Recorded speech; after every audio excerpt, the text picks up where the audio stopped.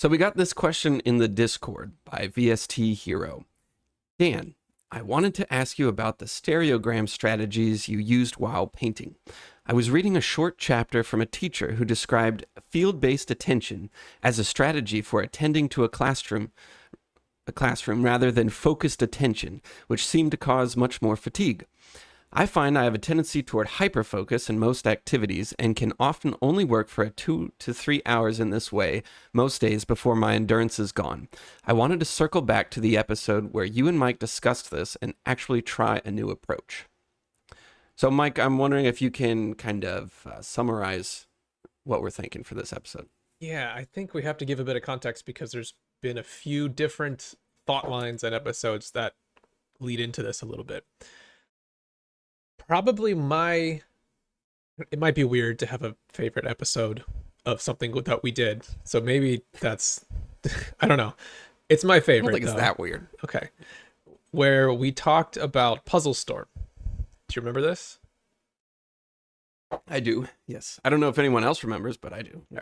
I actually think we got some pretty good responses to that one. It seemed like a lot of people were pretty excited about what we talked about there. So, okay. Puzzle Storm is a practice mode in Lichess, which is, if you haven't used it, is similar to chess.com. It's like this online or in an app chess. You can play chess against people. You can do training things. It has a mode called Puzzle Storm. And Puzzle Storm, I don't remember the exact details because I haven't played it in a while, but you essentially solve chess puzzles against the clock. And I think you get a little bit of extra time when you get a puzzle correct, but you're just trying to race through these puzzles as fast as you can. And a chess puzzle is basically, you see the chessboard and you have to find the best move. And we got on this line of thinking because we read an article from this guy who had used Puzzle Storm as kind of his main training tool for chess and saw this tremendous improvement in his chess score, or his chess ranking. And he had been trying to improve it for a while, but this was the thing that just worked really well. So we both got interested and started playing this and started thinking about what's happening there. So presumably the reason why Puzzle Storm can work so well for improving your chess game, you would think, if I want to get better at beating people at chess, I should just play chess. And there's probably some truth to that, but this seems to work really well. And presumably the reason is that when you're solving chess puzzles, first, if you're doing it at your leisure, you have a puzzle in front of you and you have infinite time, figure out what the best move is, you tend to look at the board and kind of think through things. Where you see a piece, you look at it, you look at where it can go, you think, okay, is this a strong move? Is that a strong move? Nah, it doesn't really look like it. You sort of focus on the next one, and you kind of laser in your focus on a piece of the board, really examine it, and then go to the next thing. But in Puzzle Storm, you can't do that because you're trying to get this done as fast as you can. So it doesn't matter if you slowly work your way to the right answer. You need to see the right answer as fast as you possibly can. So instead of having to do this laser focus, you just see the board. And it's almost this innate reflexive thing where your eyes just kind of catch the right move. You go, oh, here's a fork, or here's a pin, or something. And I barely even remember chess terminology because we aren't actually chess players. It was just an interesting thing. But that was Puzzle Storm. Well, wait. You're describing it as, chess puzzles, and you sit down and you do chess puzzles. But Puzzle Storm is you load it up and the timer starts counting down and you just have to go. It's really, really fast. Right. And it's frantic. You're dropped into the middle of this game where all the pieces are in random places and you just, oh my God, I got to figure it out. And the timer's counting down and it's this panic mode. And you have to see the whole board and think through it really quickly. It's not like this, oh, I'm doing chess puzzles. It's this, right. I don't know. It's this heart attack. Yeah. And it's really fun. I really enjoyed it. I liked just pulling it out and doing some Puzzle Storm. But it does, at first it feels uncomfortable because you want to sit there and think and focus and really reason your way through. It doesn't really feel very good to just do what kind of feels like a guess, where you just move a piece thinking, I think it's this, I think it's that. It doesn't really feel like the right thing, but it trains this ability in your mind to just see the board and the moves start to just kind of pop out. It's like you aren't really looking at individual pieces. You're seeing the board, and you just that move kind of highlights itself in your field of view. And this is I got really excited about this, and I think some other people did too. And we never really followed up on this all that much. We didn't circle the conversation back, and I really want to. So I'm excited for this episode. Okay, there's that. The other little piece of this, I actually don't think this was the same episode. Maybe it was I think it was a more recent one. But you were recommending to me to try doing the Magic Eye. I don't know what they're the Magic Eye thing. Autostereograms. Yeah, autostereogram. Okay. And the way those work, for anybody who did not grow up in the 90s, is you see this picture and it looks a little bit like TV static or something. It's all these shapes that are kind of pulled apart and particleized and everything. It doesn't really look like anything, but if you stare at it and you essentially separate the focus of your eyes, where you're kind of looking through it at some focal point in the distance, then parts of the image kind of converge and it pops out this 3D shape. Oh, there's no way it's going to show up on camera.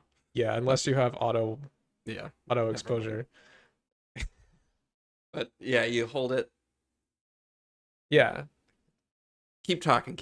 I'm just going to do this. Let us know what it is when you see it. You would see these in random, I don't know, restaurants, and it was this little bit of a craze for a while. But you had recommended to me to do this I think I was working on some StarCraft stuff, and I was talking about how I kept getting fixated and over-focused on something, and you were like, oh, try this. So I can't talk while you're doing this. Does it work? I've almost got it. Just keep talking. All right. You had recommended this to me as a training method to try and get yourself to defocus your eyes, and you had said that somebody, like athletes or somewhere in the world, people were using this as a training tool. So that's kind of where that came from. This one's basically nothing. It's like just a dent. You just which can't is really do it. Stupid. No, you just. No, I did it. It's just stupid. I just randomly downloaded a couple of them. I won't do any more, but yeah. So my friend was actually, I didn't think of this. I was talking to my friend about how I was having trouble kind of focusing too much on details when I was going to my life drawing class. And, you end up with bad proportions and your figures look weird and awful because you pay attention to the wrong things or at the wrong time. So I was, describing this problem that I was having, and he's like, he kind of used it as an example of, sometimes they train athletes with these autostereograms to kind of learn what the feeling is to visually see the whole picture, So it's very hard to explain, but basically if you've ever tried an autostereogram, you have to, or if you've ever successfully done an autostereogram, you have to like relax your eyes and look past it and kind of just focus on keeping your eyes sort of zoned out. It's a weird feeling. But anyway, apparently they use that, or they have used that as a way to train athletes to see the whole field, to kind of see the whole picture. And so I got a little into that and I started downloading them and just playing around with them. I was going around work showing people. I found that some people literally cannot see them because of slight eye visual impairments and stuff. Oh, really? And it was kind of sad to watch some people just sit there for 15 minutes and never be able to see it. But as far as they know, everybody else is just jerking them around pretending they can see something. Yes, and that's what most people say. You show them this, and they're like, "There's nothing there. There's nothing. Oh, I see it. It's a shark." And yeah, a lot of that. And I got a lot of headaches, and it hurt my eyes if you do them too much. But yeah, so I got kind of into this idea of autostereograms, and I don't know. I found that when I went back to class and I started trying to see the whole picture, it was that feeling. It was that exact feeling that I had when I was looking at the autostereograms. And so it was just kind of this, that's interesting. Like, this is a weird, goofy 90s gimmick thing, and it actually has some use, at least it's not like this big secret or big solution to everything, but it was just this interesting, I don't know, that's weird that it's the same function happening, or it's very similar. Yeah, I I got kind of really into that idea, so I spent way too much time setting up this whole software thing, like program that would take an image, it would use an AI to build a depth map out of the image. And there's a couple AI models that are actually pretty good at this, where it gives you this grayscale image that it tries to figure out like which piece of the image is closest to you and which is farthest away. And then I would feed that into this random noise generator stereogram program that would like take the depth map from the image and create an auto stereogram, and then it would show it to me. And so the idea would be that I could do this just endlessly by cranking it through just a whole folder full of downloaded images or random things off the internet, and they would all just pop up as an auto stereogram. I was thinking I'm going to do this all day long every day. So I got very into it. The program I wrote didn't work all that well. It did work, but it was like the depth just wasn't quite what I wanted, and a lot of times you would see like the ground of the image really close to you and then the subject far away, which is sort of Yeah. correct, but not really what you would want to see. Anyway, not that anyone cares about that You weird you experiment. should have sent those to me or shared them somehow, Yeah. but okay. I might dig it up. It's somewhere on my hard drive. I think it still works. Anyway, I experiment with this a lot, and I found it. So I have thought about and practiced this concept consistently since we talked about it, since the Puzzle Storm episode, trying to see, what did VST Hero call it?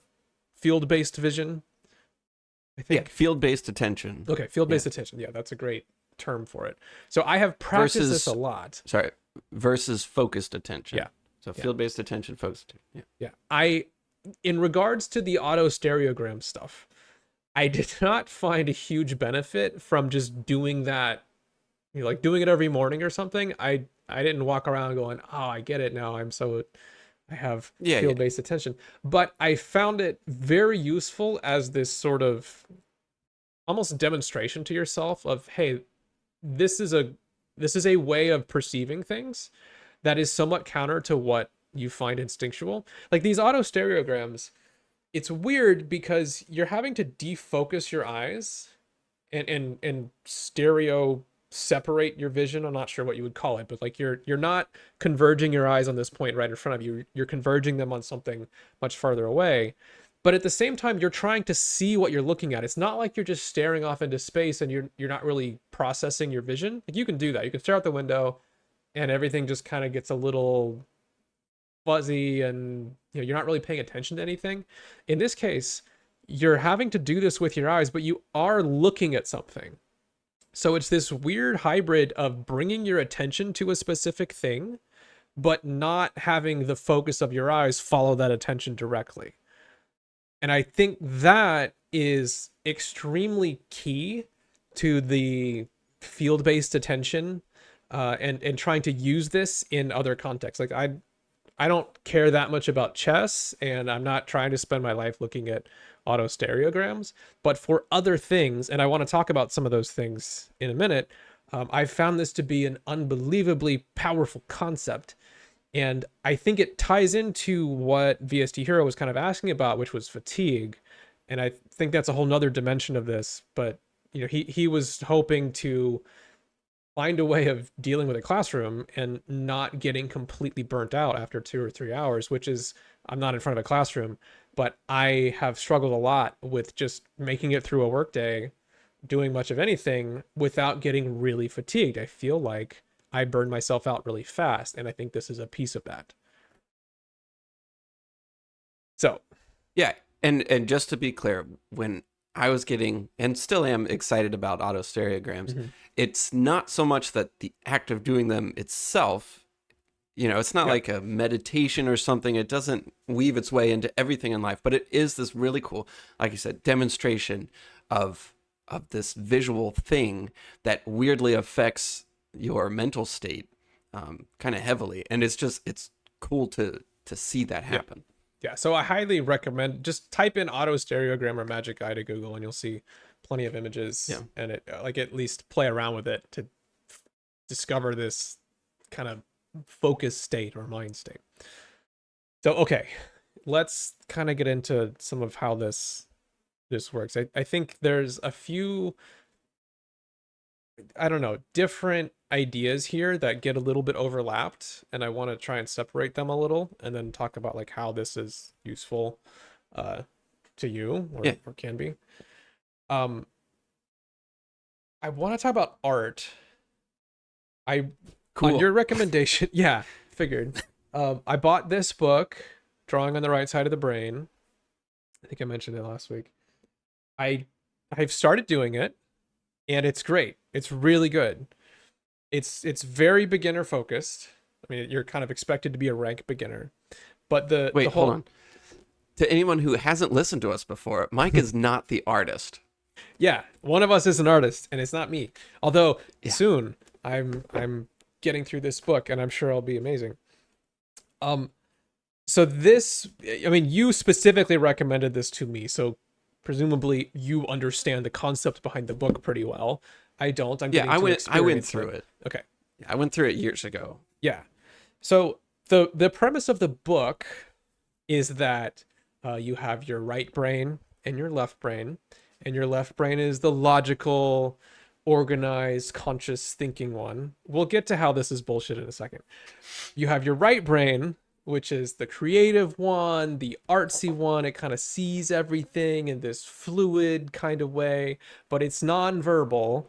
So yeah, it's sort of in the background a little bit, and you're dominated by your left brain most of the time. And so if you want to be a good drawer, then you gotta shut up the left side of the brain, and Betty Edwards calls it R mode, like right brain mode. You got to get into R mode, and then your right brain is able to do all the drawing, and it can see things and proportions and space and curves and whatnot. And that's where the artist lies. So that's not true. Well, this is the big controversy with the book, which I don't think we should really get into. But Yeah. the terms she uses, a lot of people get very upset about. Like, it's not really left brain, right brain. It's not. That's not what it is. And so people, discount the book and what she talks about. And so, yeah, I recommended it. I'm not saying it's Yeah. perfect science or whatever. I but feel like I'll it has to let be brought up, because you can't just talk about it and not acknowledge that it doesn't really work that way. To be fair to her, like I mean, this was written in the 80s, I think.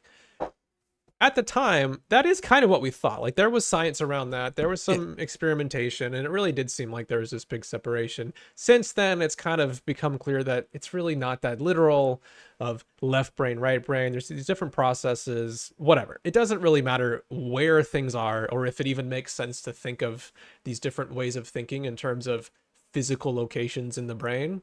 Whatever. Give it a name. If we want to call it R mode, we'll call it R mode, right? Right. What she's describing, she did a great job of having you do these exercises, and it really made it make sense. Like, I kind of got what she was trying to show you.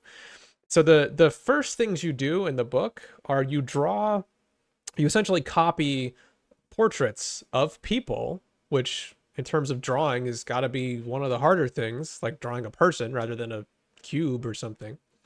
So she has you copy these portraits, and you start out like at the very beginning, you just do it, and it sucks. And I'm drawing a person, and it looks awful, and I hate it, and it looks like a kid drawing. Wait.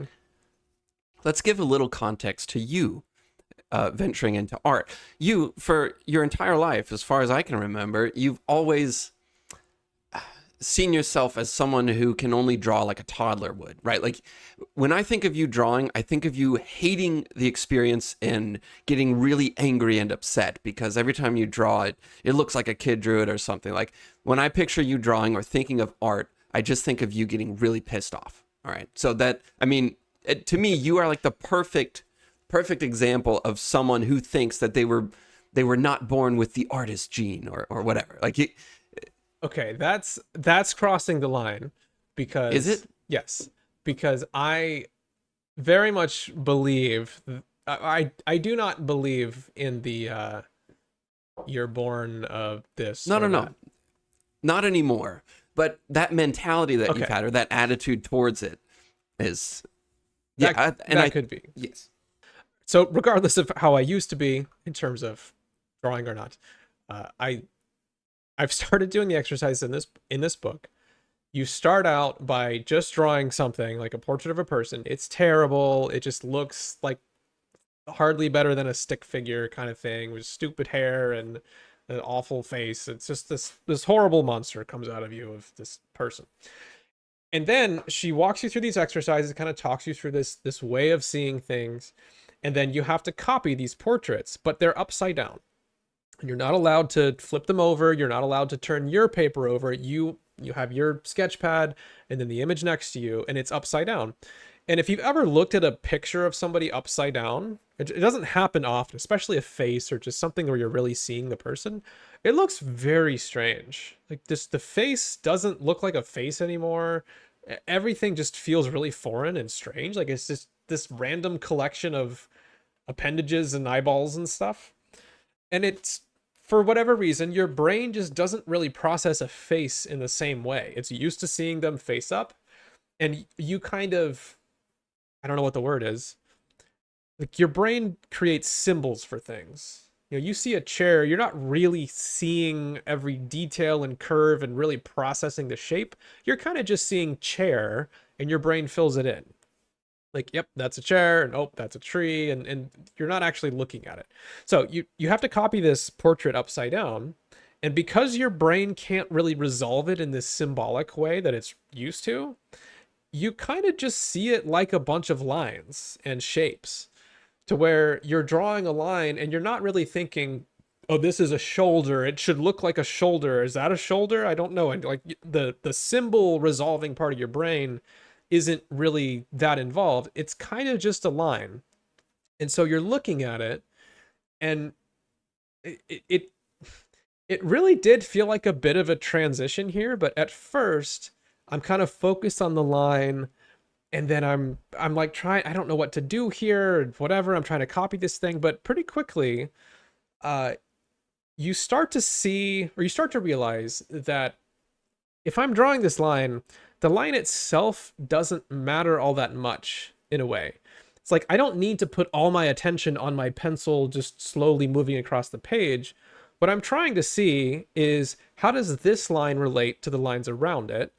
You know, first on the thing that I'm copying, and then also on my own drawing.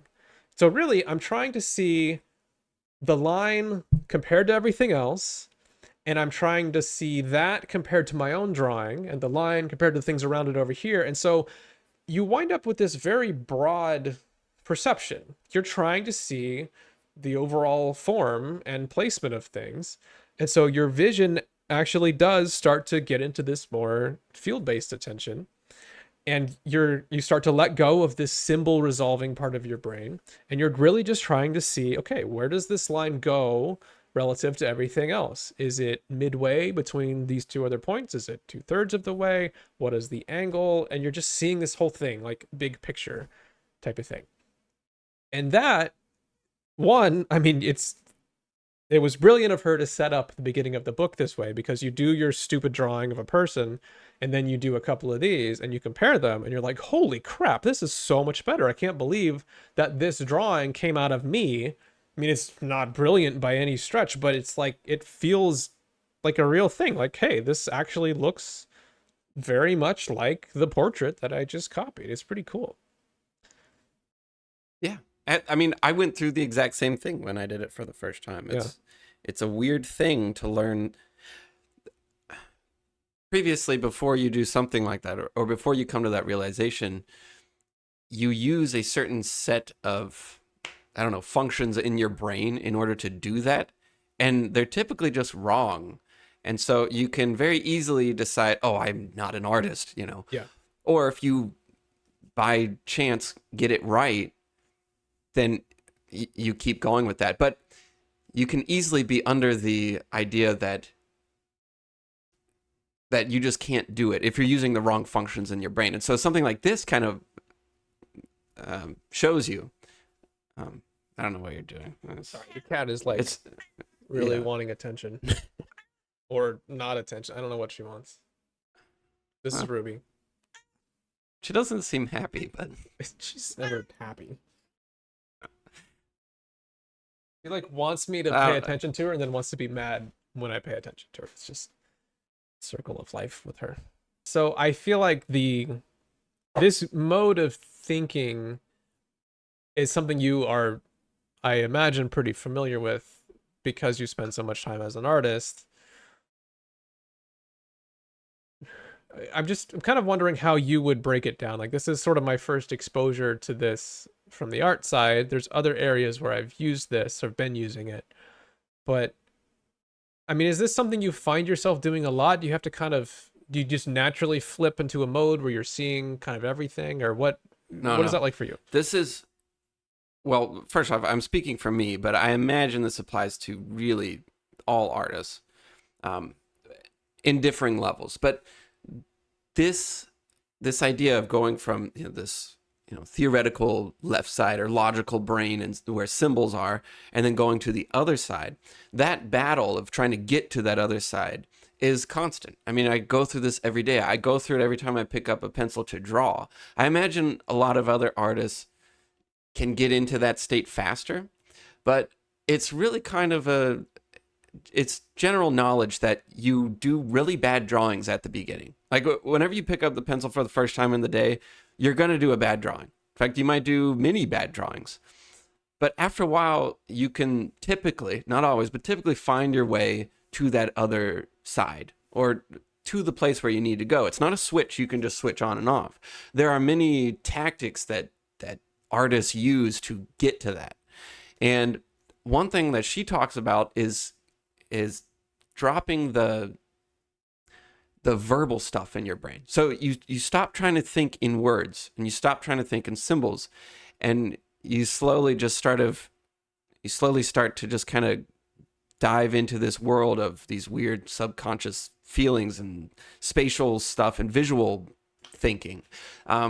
But there are so many different tactics. I mean, turning the drawing upside down, that's sort of a hack to get out of the bad side of your brain. But a lot of artists will, they'll flip their canvases upside down and they'll flip their references while they're doing, an illustration or whatever. They will put it in the mirror. So that was a big thing back in the day. The artists of the past have always used mirrors to, like, you're doing your painting and then you have a big mirror behind you. You just turn around and look at it. It flips it. And so you're having to see it just like seeing the drawing upside down. Yeah. You're having to use like different functions all of a sudden. And all of those previous symbols that you had get thrown out the window. And now you're seeing it backwards. I was doing this for my latest painting. I would take a picture of it and then flip it with my phone. And you kind of hate to do it because you see how wrong or how bad it is instantly, or how just weird and awkward it looks, which is strange because it's just the same thing flipped. But it's really weird. You instantly notice all of these new things that are wrong with it. And so that's something that a lot of artists do. I mean, another thing they do is, this isn't actually very popular, but back in the day, they used to use this thing called a Lorraine mirror, which is basically a black mirror. And if you were, say, painting something outside, if you're plein air painting or whatever, like a landscape, you look at the scene in front of you and it's bright and the colors are saturated and there's just detail everywhere. I mean, imagine yourself looking at a field with trees and architecture in the background. I mean, you start to look, you see every single leaf in that tree and the light is shimmering on each leaf, and there's just all different types of greens, and the wind is blowing. I mean, there's just so much detail going on. But if you look at the scene through this black mirror, this Lorraine mirror, it condenses it all down. It's like this meniscus shaped, right? Is that the right word?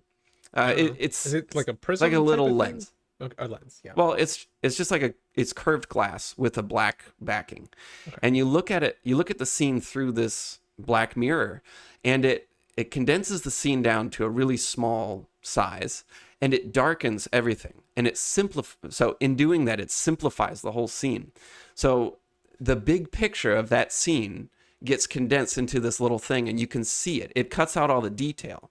And so you're able to see the big picture instead of getting lost in the detail. So that's one method that artists have used in the past. But basically, that idea of getting to to the right or the correct side of the brain, is a battle that all artists kind of have to face if they're doing something sort of, or if they're trying to do realism type stuff, or you want it to look real. You have to overcome that symbolic side of your brain.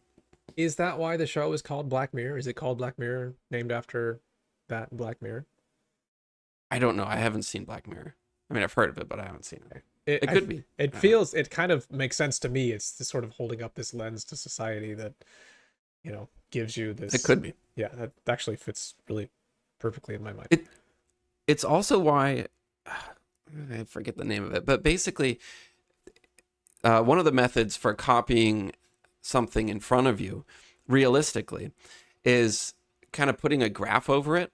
And either in that book or in the Perspective Made Easy book that you also got, one of the exercises is to go to one of your windows with, I think they say a wax pencil. Yeah, because it's like early 1900s or something. But I used a dry erase marker. You go to the window, which is a flat 2D plane between you and the subject in the background, the landscape or whatever, and you trace the outlines or the contours of everything outside of the window with this dry erase marker or wax pencil or whatever.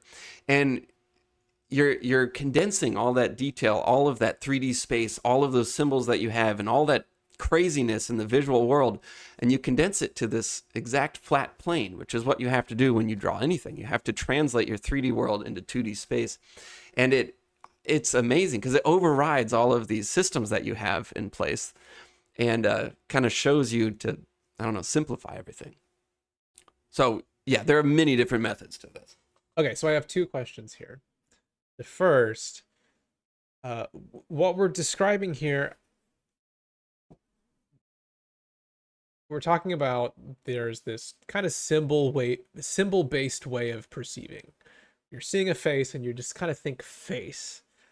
And then there's this other way of perceiving it where you're just seeing the shape and the lighting, or I don't know what right words to use here, right? But you're just kind of, you're perceiving the jawline not as a person's jaw with this symbol in your mind, but just a curve that goes like this and then like this and then like this, and you're seeing the outlines of that, or the contours. And so you're perceiving it the way you need to replicate that with a pencil on a page or whatever on a page, right? It's a fundamentally different way of perceiving this thing in front of you. Is that the same thing as this field-based attention where you're focusing on the entire thing, or is that somewhat of a different dichotomy? It's related.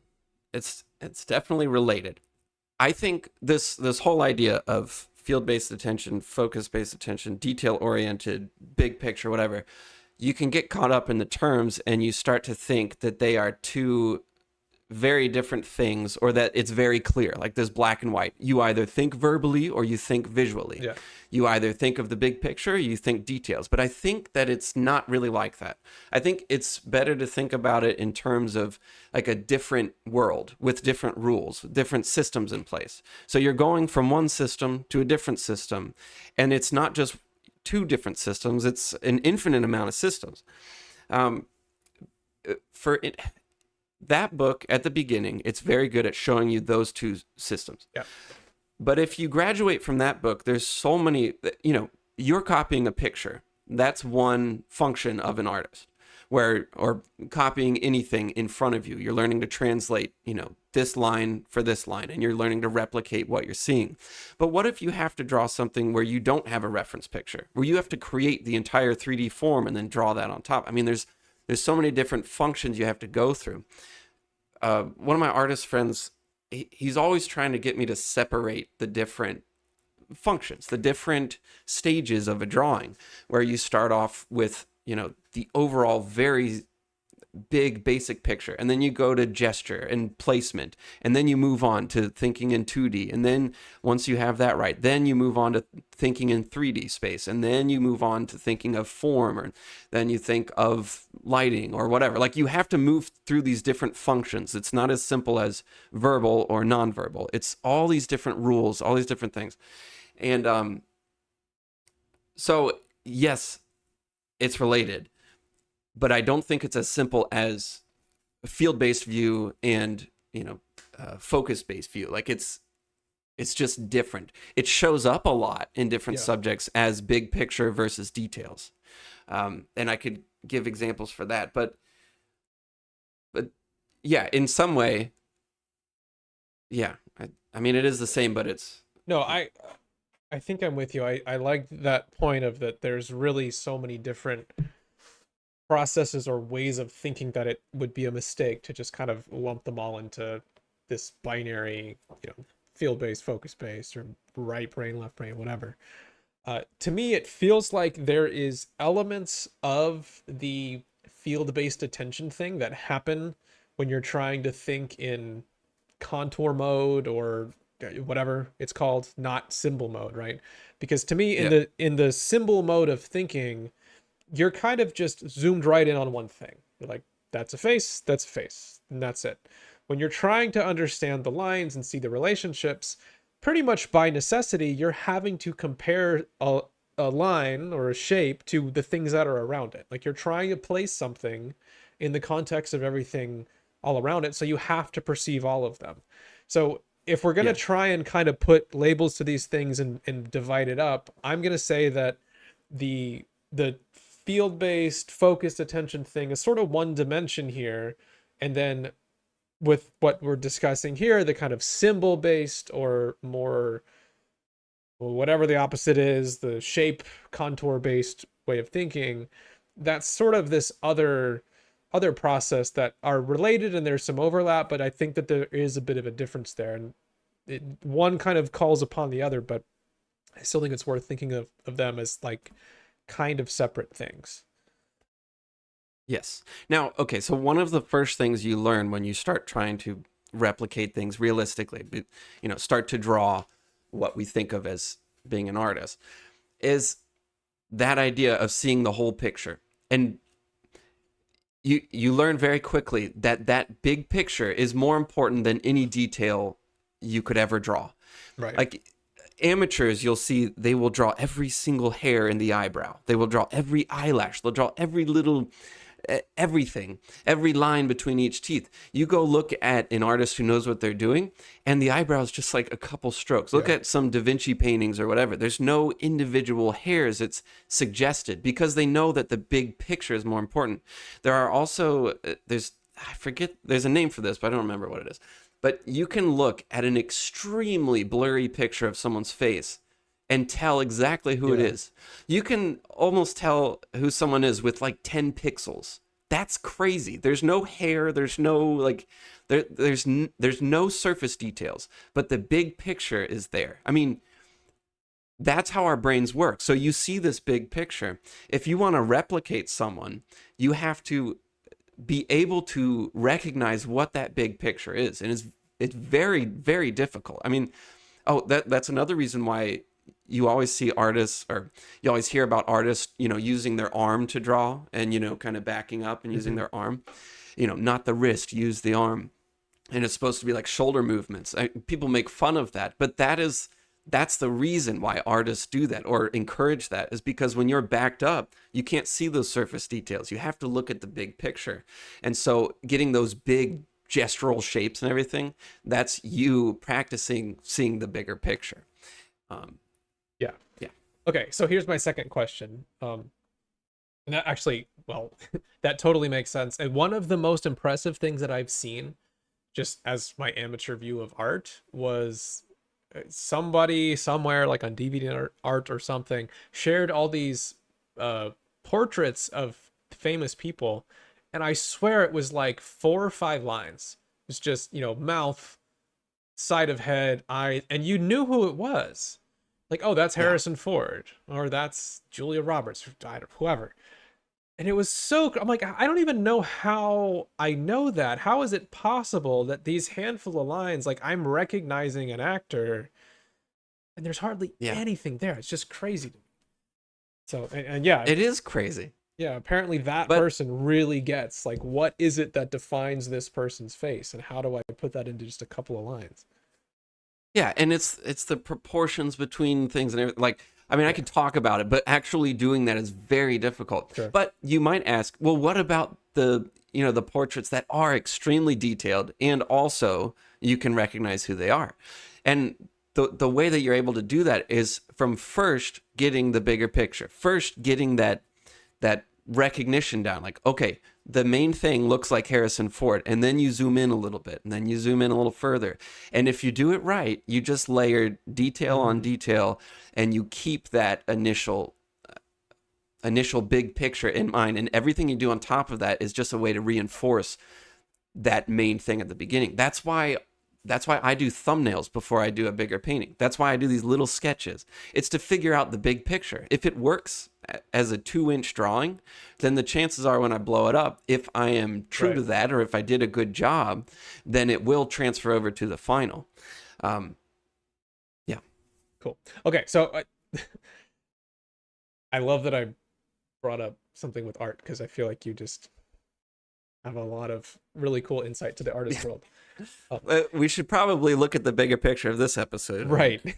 What are we talking about? Okay. So part of the original question here is the field-based attention less fatiguing than the focused attention? In the context of a classroom, if you're really zoomed in on one kid, paying a lot of attention to them versus kind of seeing, I don't know what this exactly means in the context of a classroom, but you're paying attention to everyone, you're kind of processing all the information, you're seeing the big picture, or you're zoomed in on one thing.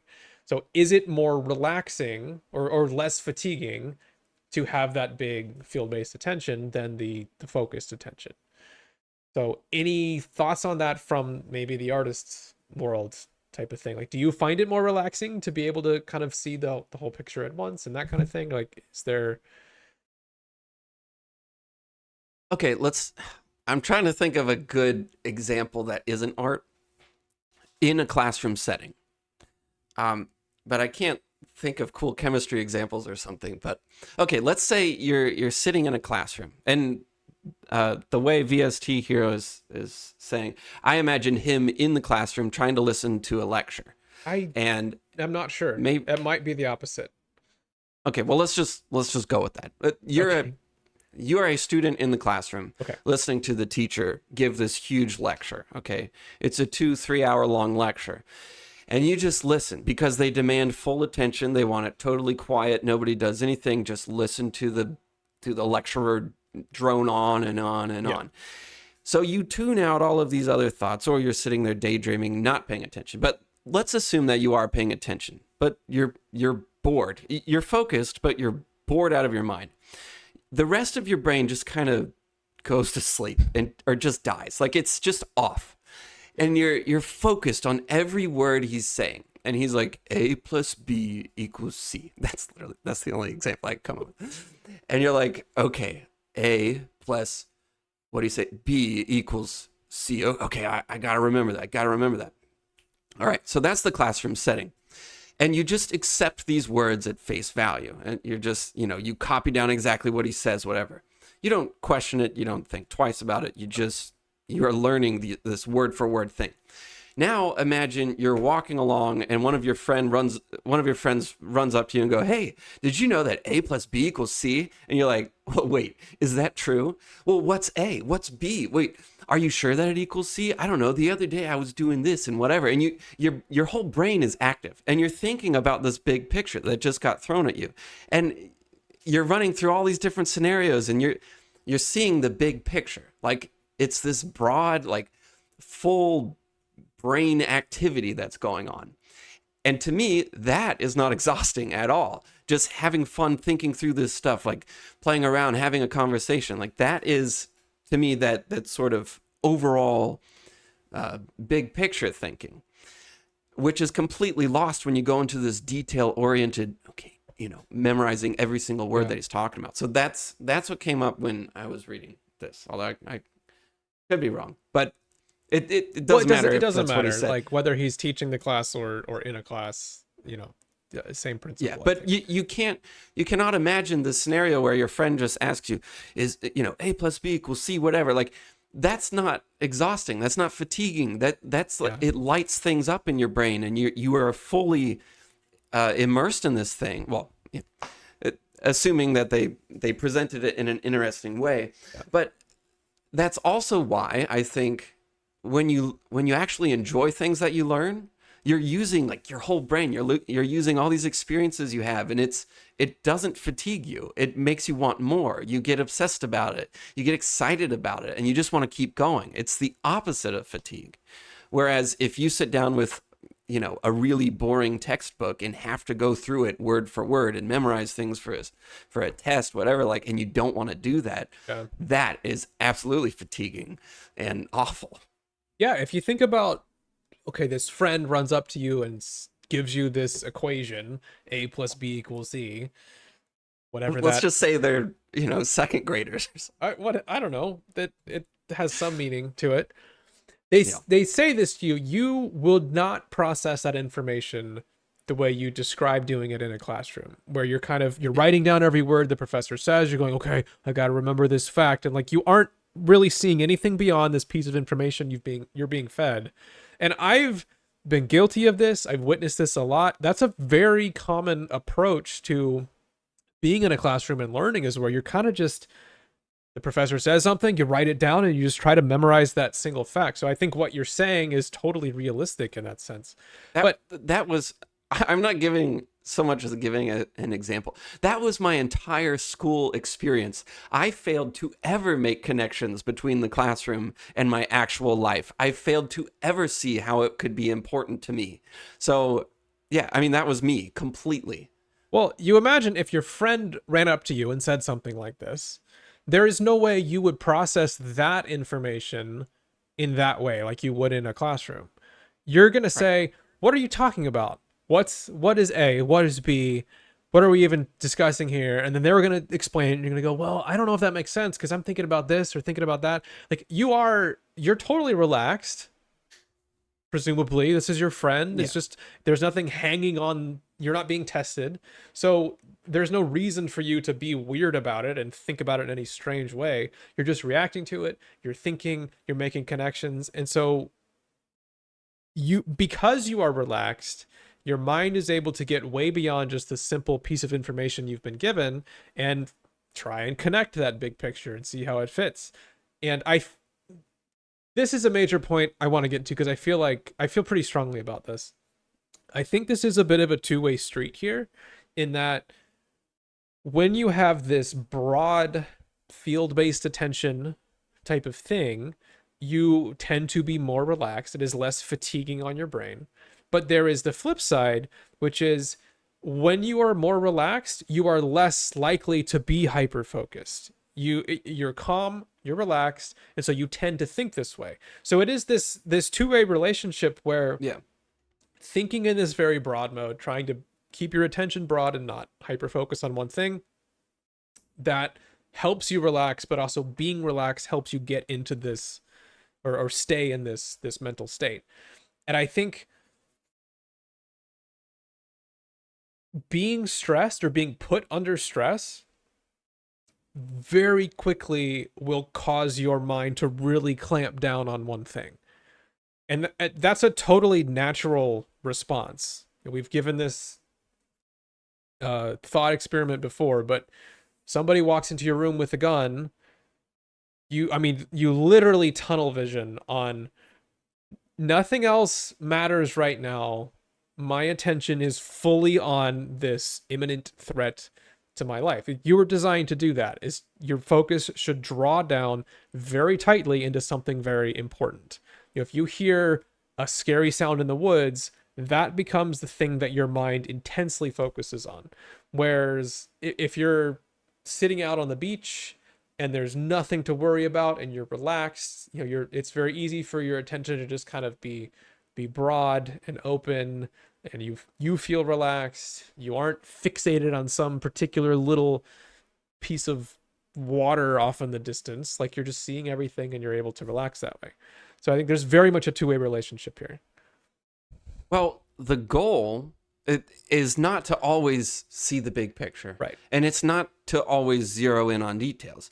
The goal, or the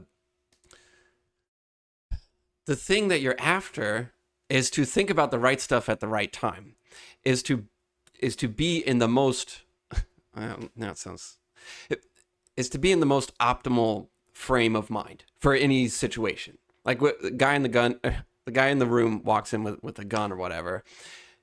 You want to think about what to do with that scenario. You don't want to think about what you're going to do tomorrow or whatever. It's very important you think about the right thing. Before I went to Portland to visit you, we're getting ready for the flight, and we drive to the airport. And one thing that I overlook a lot of things when I go on trips, whatever. But one major thing I overlooked was making sure that parking was reserved. So we drive to park the car and go, onto our flight, and there's no parking. So we drive to this other place, and there's no parking. So we keep driving around everywhere trying to find parking that's open, or that anybody who has a parking space. And we're running out of time because we had left kind of late, and the flight's getting closer, whatever, and this kind of panic thing. We finally find this one place that has parking. We're like, perfect. So we go there, and it is this little trailer in the middle of a field, and we're almost I will leave out this, like, the rest of the story, even though I felt like I was in an episode of Breaking Bad or something. I was 90% sure that we were going to get murdered. I was pretty sure, but I figured, okay, we have to park, whatever. Like, it was a really stressful scenario. Yeah. Long story short, we eventually make it to our plane and we get on the flight. But it's this very stressful thing where you're thinking about, what do I do? Like, you have to park somewhere, you're whatever. So we park, we get on the plane, and the plane takes off, and we are flying over the United States, the entirety of the United States. And it's this blue sky cloud, like, it's incredible. I mean, I don't understand how people get on planes and just go to sleep or watch a movie. I don't get it. My eyes are glued out at the window. I mean, I can't look away. It's spectacular. Like, it is incredible. But I'm flying, and I'm looking out at the United States. And there's just these enormous mountains, and some of them are covered in snow. And then you go to these open fields as far as the eye can see, and there's just these huge clouds above you and in below you in all different directions. And it's crazy. But you start looking down at the little towns, and there's these tiny little specks that reflect the light, and they're just like, oh, that's a house, I think. Or it's some kind of farm or whatever. Like, there's all these towns, and you're like, oh, that's probably the size of my town or something. And then you just keep flying, and you see another one and another one and another one, and you just see the whole United States. And you start thinking, wow, I don't matter at all. My life doesn't matter. In fact, this entire town that I'm looking at, it could be wiped off the face of the planet right now in front of me, and it wouldn't even seem like a big deal because they're so tiny. Just wipe off a whole town, nothing matters. And so you just think about this for the next 6 or 8 hours, like, wow, I just don't matter. And then you think about, well, what if I just flew into space and I saw, all of the planet Earth as this little marble? What would that feel like? And then what if you just kept going and you just get, what happens when, planet Earth is the same as a billion other planets? And then you just keep going and going, and there's just these trillions of galaxies and whatever, and it just doesn't end. And after the trip, fly again, same trip back, and then you land, and you're like, you go from this huge zoomed out view of the world, which isn't even as zoomed out as it could be, and then you land in this tiny little airport, and then the airport gets bigger, and then you eventually wind up back in your car, which you couldn't even see from a plane, and you just think, wow. And you think, okay, I could live my life based off of the experience I had in the plane, which is, it doesn't matter at all, like, literally at all. But you don't operate like that. You have to operate in the world that you live in. I mean, I go back to work, I go back home, whatever. This becomes my world again, and I lose the zoomed out, big picture view, which is necessary in order to operate. If I lived my life based on that view, then I wouldn't do anything and nothing would matter, and I'd probably just die or something, and whatever. Right. Like, you have to have the right brain function, or you have to have the right mentality for each scenario. People say, oh, time is relative, it's a human construct or whatever. And it's like, okay, cool, but who cares? Because it doesn't affect my perception. I cannot escape this perception of time as a human. Like, there's no getting out of that. So you have to, carry on with what you actually have. So all I'm saying is you should have the right frame of mind for each different scenario. And I forget what we were talking about, 2 hours ago when I started this story, but in a piece of art, you have to think along the right lines. First, you have to think, okay, I'm going to do a painting in 3 months. And then I'm going to come up with an idea, and that's got to be good. Then you move to the next phase. We're going to do a thumbnail, and then you blow it up, and then you do your research, do your drawing, whatever. But you have to go through each phase and make sure you are in the right mind state for each phase before you move on. And I think that applies to everything. Yeah. Yeah. Actually, that's beautifully put, and you're totally right that it's all well and good to look at the world and think about how much you don't matter and be totally zoomed out, but then when you're merging onto I-4, you got to focus on right. Yes. So yeah, 100% agree that the right way to think about if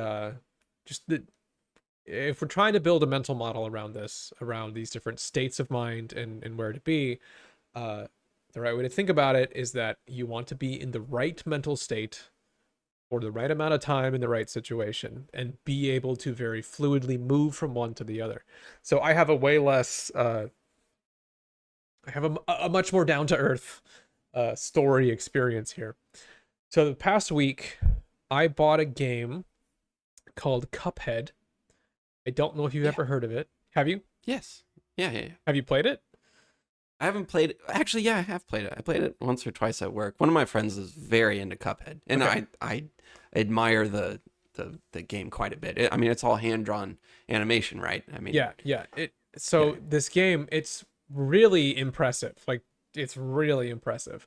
It's a game. It's this 2D platformer bullet hell style game where you're a character. You kind of move around in 2 dimensions. You can jump, you can dodge, you kind of like shoot by like snapping your fingers and shooting a little bullet. It's that kind of thing. But it's done in this 1930s cartoon style where everything is hand drawn, frame by frame. All the animations are individual frames drawn from one pose to another. It's really, really impressive. And just they nail the style so well, and the sound and the aesthetic and even just the movements and gestures and everything. It's really impressive. Anyway, I picked up this game. It is famously difficult. It's just like all the Steam reviews are people saying, oh, I finally did it. After 10 hours, I finally beat the tutorial. Like, okay, it's a hard game. Yeah. And probably the reason why it's so hard is because it's really, really difficult and time consuming to do all that animation. And so if you make the game easy, you have to make way too much content. So you make it super hard, so it takes somebody a long time to beat it. And you kind of a little bit hide the fact that you don't have that much stuff there. That's actually why all of the old games, like just the original Mario Brothers and stuff like that, were so hard, is because they couldn't fit very much game data onto one of those cartridges.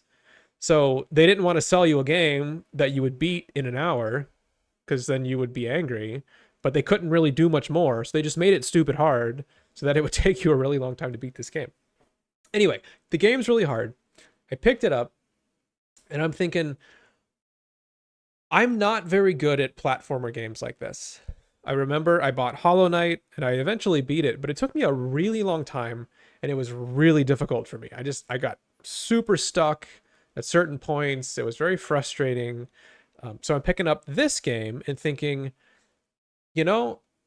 we've talked about a lot. We've been through quite a few different, quite a set of ideas on the podcast. I've spent a lot of time playing StarCraft, trying to get better at that and learning things. So can I apply some of what I've learned to this game to have a better time, make it easier, not get so stuck? So this game, like I said, very difficult. A lot of people have a lot of trouble, and it went great for me. I beat it a few days ago, and it was hard, like no question. But I really never got stuck. I never got frustrated, and I never felt like I stopped making progress. Like I kind of moved through it and beat it. And the game is set up. So let me describe the game because there's a couple. It really ties into what we're talking about here. Like this idea of broad attention and everything was something I really paid attention to and made really good use of, I think. So the game, um, it it's almost entirely boss fights, with a very just a few exceptions. Any level, all you really do is you walk into a scene. It's like one screen's dimensions. You usually aren't even moving beyond that single screen of play, and it's a boss. And every boss is different. They're all really hard, and you have to beat the boss. You have 3 health. Anytime you take a hit, you lose 1 health. So it doesn't matter if it's this giant, fireball that the boss fires at you or some random stupid little thing that's wandering around the screen that hits you. You take 1 health's worth of damage, and you only have 3, and you cannot replenish health. So what that means is that you have to beat this boss, and typically each boss has like multiple stages. They kind of morph into something harder or crazier, and you can only take 2 hits. If you take 3, you're dead. You got to start the level over. So it's hard, and you might be fighting one boss for 5 minutes or so, and there's just all this stuff flying around the screen that's firing at you. There's things ricocheting around, all this, there's just stuff everywhere, and everything behaves differently. And you just have to somehow dodge, jump, move, anticipate, never get boxed in. Like you have to make it through without getting hit more than twice. Okay. So there were a couple things, like I'm going into this thinking, all right, I really want to try and have the right mind state here and really leverage everything that we've been discussing. So there was a few things that I really worked on and discovered worked extremely well. So one was trying to think of my mind as if it is 2 pieces. And Betty Edwards would call it left brain and right brain. Tim Galway would call it self 1 and self 2. I like the self 1, self 2 division. To me, that's the most useful way of thinking about it. So self 1 being the logical thinking brain, and then self 2 being this non-verbal, innate, not directly accessible part of yourself that's like learning and reacting and developing movement patterns and things like that. So for the self 1 part of me, I'm going into this game thinking I don't want self 1 to be doing a lot of narration. I don't want the verbal part of my brain going, you suck, you should have dodged that, or I can't believe you failed again. We didn't make it as far as last time, and yeah, you've been doing this for half an hour and you're not getting anywhere. Like all that kind of stuff. That's not what I want self 1 doing. But self 1 actually has a very important job in that I do need a logical part of my brain for certain things. So I go into a boss fight, and at the very start, I mean, the game is all this very imaginative, weird animation. Sometimes you're fighting this blob that just like, bounces around and does weird things. And then it turns into some other random thing, or it grows a giant fist and tries to smash you. Like it's totally out there type of stuff, kind of like the old cartoons. So you don't know what's going to happen. Any attack that it does, you don't know how it's going to behave. Is it going to shoot something that just flies straight across the screen? Is it going to track me around the screen? Does it, aim to my position, but then not change course once I move away? Can I dodge through it? Can I, parry it or whatever, right? So there's all this stuff. So the left side of or not the left side of your brain, or whatever, self 1, the logical part of you, its job is to observe things and try and slowly figure out what they do. So every time I start a boss, try to think, okay, what are its possible moves? How many are there? How many different attacks does it have? Okay, it did the fireball attack. Does it always shoot 3 fireballs, or does it sometimes shoot 4? Is there a range? What's the timing between them? You know, can I dodge through it if I stand in this part of the screen? What is the hitbox of this attack? There's all this stuff that the self one part of your brain, like its job to figure that stuff out. So that part of me has a task, and that's what it's always trying to do: gain more information, recognize more movement patterns, you know, categorize things, learn all of that stuff. That's its job. The self 2 part, the more innate, reflexive, you know, performance thing, the one that's able to execute this complex movement, you know, without conscious thought. It's faster than what you're able to logic through. It's somewhat similar to like Puzzle Storm, where you're looking at something and seeing it. It just lights up for you. That's not a logical thinking part. That's this innate self 2 part of you. So that part of me, for the most part, I'm trying to set it up to learn and adapt and get better without interfering with it. You know, I'm not trying to bring in a bunch of criticism. I'm not trying to do a lot of hyper analysis. I'm not trying to be angry. I'm trying to set that up. And I'm essentially like feeding it from the left side of my brain, or the self 1 part of my brain, where I say, okay, when he does this attack, you know, when the devil does his fireball wheel, you know, stand in the middle of the screen, after half of a second, jump up, parry, and then dodge in whichever direction is safer. Like, I'm thinking through what needs to happen, and then I'm just lining that up to where I'm practicing that. So the self 2 part of me is just learning this movement pattern and trying to execute it and trying to get better at it to where it just becomes reflexive, and I'm thinking about other things. So, okay, that's the self 1, self 2 dichotomy relationship here. The other part of it is what we're kind of talking about here, which is this game. I found it to be one of the best. It really made me have to pay a lot of attention to this field-based focus or narrow focus type of problem, because the game is set up to where you do very little damage to the boss that you're fighting. You know, you're just shooting it constantly, and it takes like 5 minutes to kill it.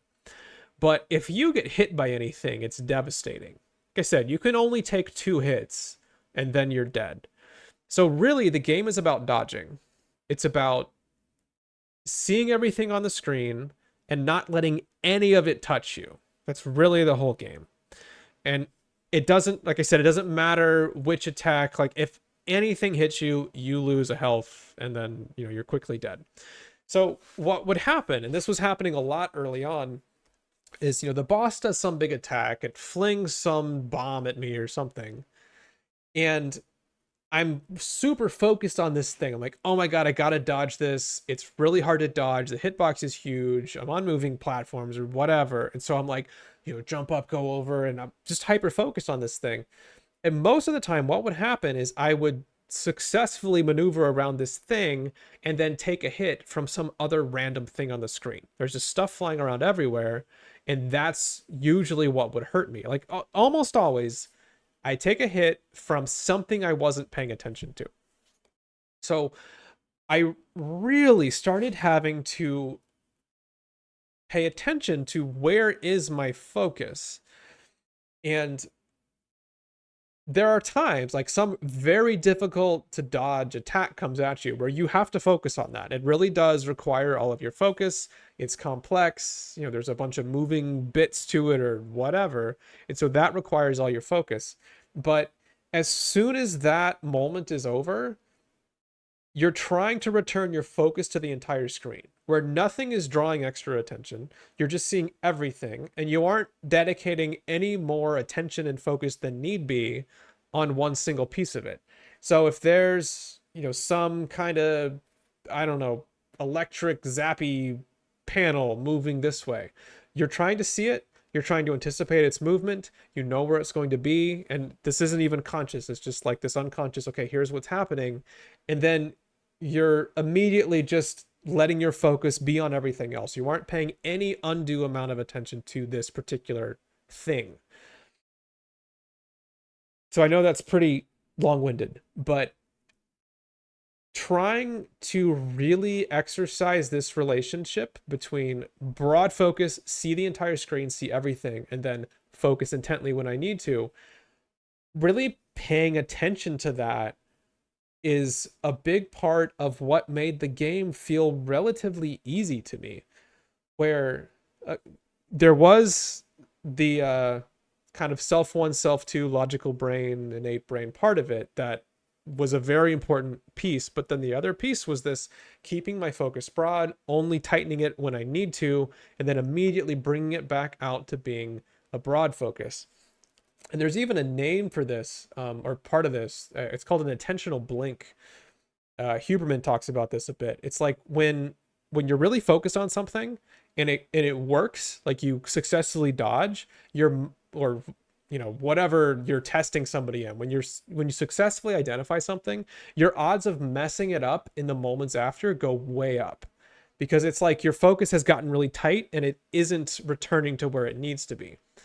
So anyway, I'm just playing with this and working on this, and it felt so good, and it made the game feel so much more relaxed than it would have been otherwise. Like I did not get frustrated the way I normally do. I felt like I always made progress, and it really just was this really awesome like mental state to be in.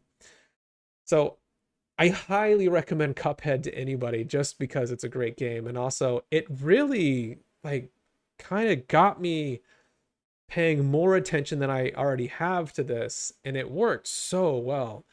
And so to bring it back to like the original question, yes, I think having a very broad focus is relaxing. I think that's a major piece of it, but it's not like you're trying to do that all the time. I think what you're really trying to train, and I think train is the right word because it's something that just develops with practice over time, is you're trying to train the ability to not remain in a focus state longer than you need to. Like the broad focus should be your default. That's where you kind of want to sit, and then you focus down tightly when needed, and then as soon as possible you bring it right back to that broader focus to where you can see the entire screen or the entire classroom, the entire painting, entire whatever. And that's kind of like your rest state.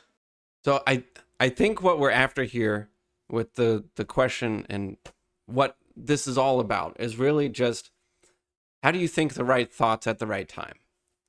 And your brain does not naturally want to think the right thoughts at the right time all the time. Like it constantly runs into pitfalls and traps all the time, especially, random note, near the end of the day. As you become more fatigued throughout the day, you seem to have less and less control over what's important and what you want your focus to be on. But I think that the key, or the answer, or what we are after, is putting systems in place that naturally get you to think the right thoughts at the right time. One of mine, well, let's think about how you do this for the year. I mean, at the end of every year, people start reflecting on what they want out of the next year. So they make all these plans. But then a couple months into the year, sometimes literally just a day or a week, you start getting into the year, and then you get focused on these little details that start popping up in your life, and you completely forget about the big picture of what you wanted out of that year. And then you get to the end of it, and you can't even remember what you wanted to do at the beginning of the year. I mean, we've been doing these quarterly reviews sort of to try to counterbalance that, where we review things every 3 months. And it's helped a lot. And I think what it's shown us is that by the end of 3 months, you're a different person. It takes about 3 months to become someone completely different and lose your priorities that you had 3 months before. And so putting systems like that in place have really seemed to help me. But that's kind of like big life stuff. But there's also just every single project that you go into, or when I'm at life drawing class, when I start feeling that fatigue or that frustration, I've started to teach myself to back up, to literally pull my eyes away from the model and look away and just try to see something else, try to focus on something else, try to just refine my bigger picture, refine myself, and then I go back feeling more fresh, and then I go back into it. Oh, okay. So, well, real quick, another big, I've been noticing this recently in a very big way, in that a couple weeks ago we uploaded our YouTube videos, whatever. Well, since then I've been really focused on, and I'm okay with this, but I've been very focused on the social media aspect of all the stuff I'm trying to do. So I'm looking at my website. I'm trying to learn a bit more about Instagram and figure out what I actually want to do on Instagram, and you know, maybe a Patreon, whatever. So I'm trying to think about all this social media stuff. But and this goes into it not being so black and white of focused or unfocused or whatever. It's just these different systems. I've been completely consumed with this social media stuff that I'm having a hard time pulling myself out of that. I also finished a painting in this time period, and that means I need to start the next one. So I started thinking about the next one, but my brain is so connected to all the social media stuff. I start thinking in terms of social media. I start thinking in terms of Instagram and whatever. And so my artistic choices start being poisoned by this other system. And so I've had to just like, okay, I have to stop everything, completely detox from all this other stuff, and find myself in the art again, and then start making decisions, because I can't make the right decisions if I'm thinking about the wrong thing.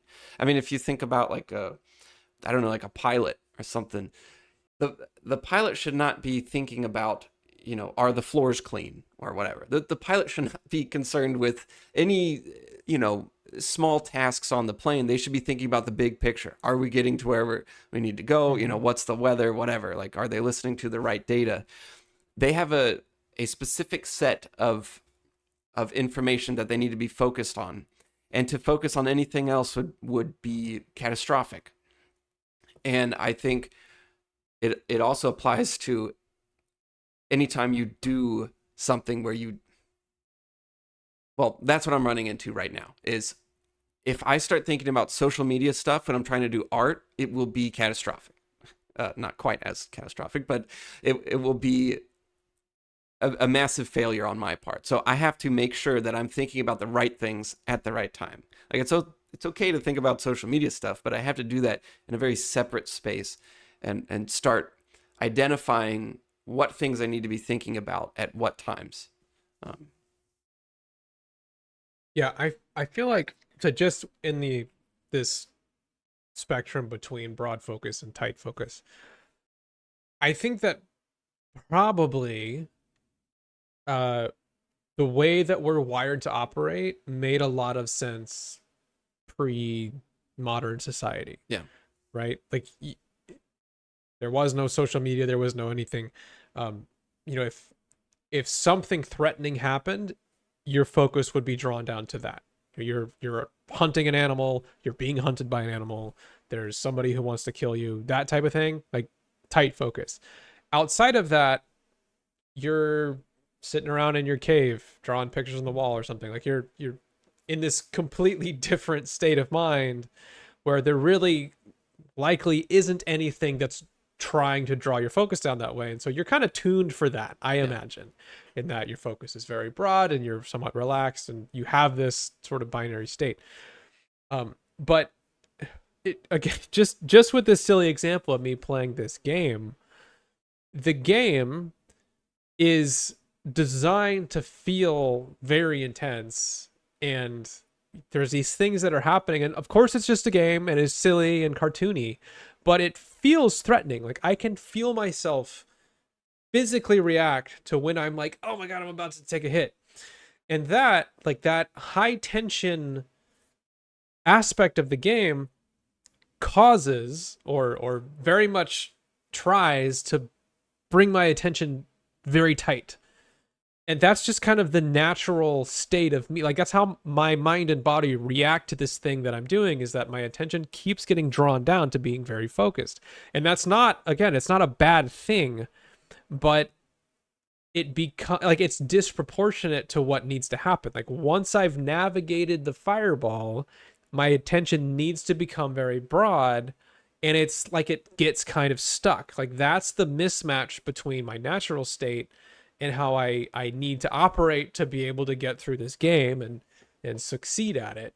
So I'm having to take this conscious intervention to purposefully broaden my focus.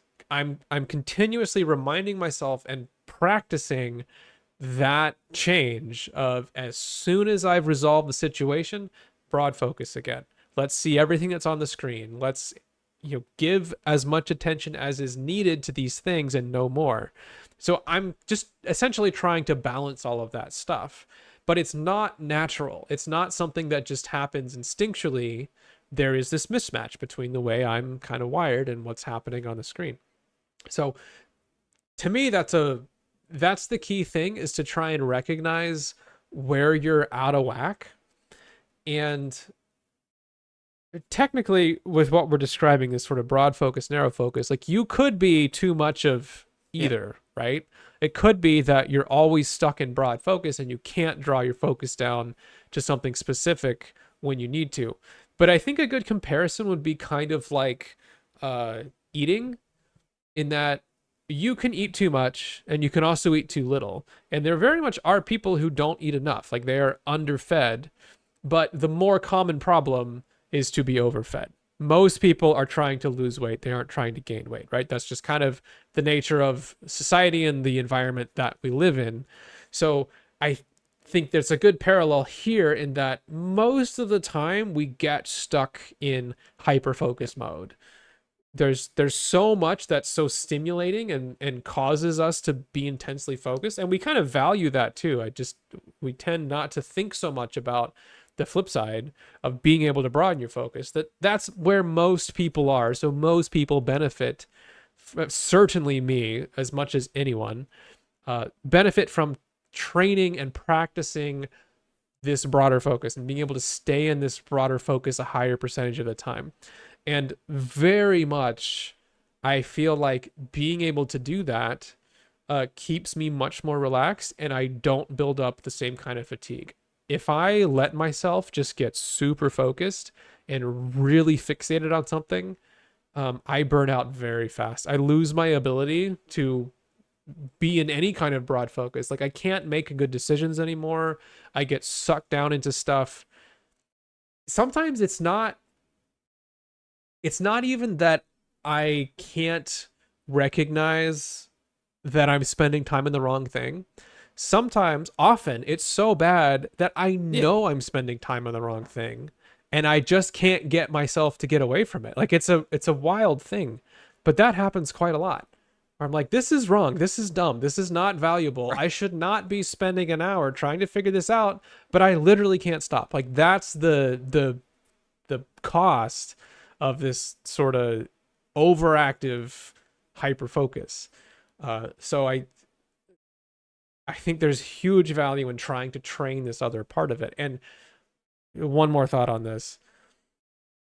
I think it's something that you can practice and you can just work on, but I think it really, really helps if you can try and find, like you said, find specific things that kind of make this happen for you. Flip the painting upside down, put yourself in a different environment, whatever you can do to try and get your focus to broaden. Try the magic eye auto stereogram thing. Like that can really help out. One thing that I've been doing a lot recently, which has been working wonders for me, I think, is I have found the value of feedback from the right people at the right times is just completely invaluable. So with me trying to, come up with ideas for my art and sort of, this rough storyline, whatever, develop this world type thing, I'm doing something I've never really done before and I don't know much about. And I'm just like, I have jumped full force into this thing and I'm just sort of scatterbrained with it. And so what I've realized is that I need to talk to people. I need to get some feedback. So I called up a week ago or something. I called up one of my writer friends, and he develops like IPs and he develops like world building type stuff. It's like right in line with what I'm trying to do. And I was just, talking to him, and I'm like, hit me with questions, like try to destroy what I've just described to you. Like try to trip me up, poke holes in what I'm doing. And he did. And he's asking me these questions and I'm like, I don't know the answer to that. And it was so good. I mean, it was so great. And then also, like I was about halfway through the painting that I just finished, and I was getting stuck. I was getting lost in all these details. Among many things, I'm thinking, oh God, the tree in the background, is that right? Is that wrong? I don't even see it as a thing anymore. Like it's just this weird symbol or something. I don't know. I can't see it anymore. Like I'm totally blind. I'm totally lost in these details. And so I share the painting on some art discords for, like critique channels. And a couple people, they give me some really great feedback. And they point out a couple different artists. Some of them point out the same things and some of them point out totally different things. But none of them pointed out, the stuff I was thinking that was so wrong, that was ruining the piece. Yeah. They didn't even notice it or care, or it wasn't important at all. And I'm thinking, oh God, you're right. Like my priorities have totally gone completely off course. I've been focused on these weird details that really truly do not matter. It's like trying to draw in the eyebrow on somebody's portrait. It just, the individual hairs don't matter, but when you get into the details you think they matter so much, and then once you stand back you realize it doesn't look like even a person. So getting this feedback has been amazing. I've also been talking to one of my graphic designer friends, and I've been showing her like, this is what I have in mind, like this is what I'm thinking, and then she's poking holes in it, and it's like, this is so good. Like if you can get over yourself and open yourself up to that type of feedback at the right times and have the right attitude towards it, it's like, it's exactly what I've been needing, and I plan on doing that more and more. So getting feedback has been a way for me to step back and see things the way other people see them, or see them from a different viewpoint, and sort of rip myself out of the weeds, or out of the details that may not matter at all. Yeah. One thing that I've kind of along those lines that I've found to be really helpful. Well, I mean, everybody knows this, but like, okay, I'm playing Cuphead, right? And this is all I'm going to talk about because I just beat it, so it's just what's on my mind. But I find that I get this sort of window where I can fire it up, I can play, and at some point things just don't get better. I'm fighting this boss, I can make it 20% through and then 25% through. I can feel myself starting to adapt and understand, like I'm recognizing more patterns, I'm doing better, I'm kind of executing different moves and things correctly. But after, I don't know, an hour and a half, it's like it doesn't really get better anymore. And maybe I can use that self one part of me to recognize more patterns and kind of get that like logical part to learn more things, but the reflexive part of me is just kind of done. Like it's not really adapting anymore, and I start to get more and more frustrated. And I think there's a few things happening, but one of them is that when you're focused on something for an extended period of time, it's almost as if these certain parts of your brain or things that you're seeing, it's kind of like I don't know, it's like when you bite your lip and then you just keep biting it over and over because it's like kind of swollen a little bit, and it's like your mind just starts to really get hooked on certain things, and no matter how much you're trying to kind of pull it back and see the broader stuff, it just gets harder and harder because you're more and more, you're just kind of drilling down into these things and getting this like hypersensitivity almost. And so when you step back for an extended period of time and really let all of that cool off to where, I come back the next day and fire it up, it almost feels a little bit foreign right at the start. It's like, oh man, what were the buttons again? How do I do this again? Like everything is kind of faded out, but that's a good thing because you bring it back up again. It takes a few minutes to kind of warm back up to what you're doing, but everything has calmed down where I'm not hyper focused on certain things and I'm able to kind of see everything in the big picture mode again. And then typically what'll happen is after a few minutes of kind of warming up to it, it's like I get into this next session where now I'm getting farther. I'm getting this boss to 75%, or maybe I'm beating it and going to the next one. But it's like I can expect a lot more progress out of this next window up to the point where it starts to fall off again, and then I need to Right. step away. And I imagine there's something kind of similar happening with an art project or anything else where you, I mean, VST Hero is talking about a classroom setting. This is not a great answer, but to me, it's like if you're getting burnt out after 2 hours, maybe you just, you know, 2 hours is kind of the limits of what you can Yeah. do. That may not be practical, so maybe you do have to look for any ways of making that 2 hours feel less draining, right? And that's part of what we're talking about. But at the same time, it's like, man, if you can get up and get away and let your mind cool off, Yeah. that might be the thing to do. Well, one more example.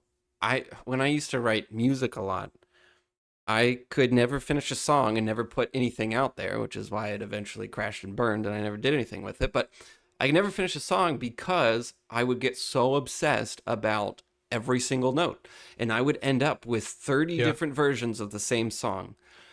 And I listen back to them now and think, what the hell were you thinking? They're all exactly the damn same. Like they're the same song 30 times. And Yeah. back then I thought that it made all the difference because I wanted it to be perfect or whatever, but it just, if you look at the big picture of that song, they're all the same. Like they're doing the same thing. They mean the same. There's no big impact changing. It's just my brain was fixating on things that did not, like literally didn't matter at all, and that was stupid and it ruined me. So yeah, but okay, we should probably wrap this up because if I'm thinking of the bigger picture of my life, I need to go to sleep and not stay up all night doing this. So Fair enough. Okay. Any like wrap up? We just did a 20-minute wrap up, which doesn't count. it's 1 minute yeah, wrap up.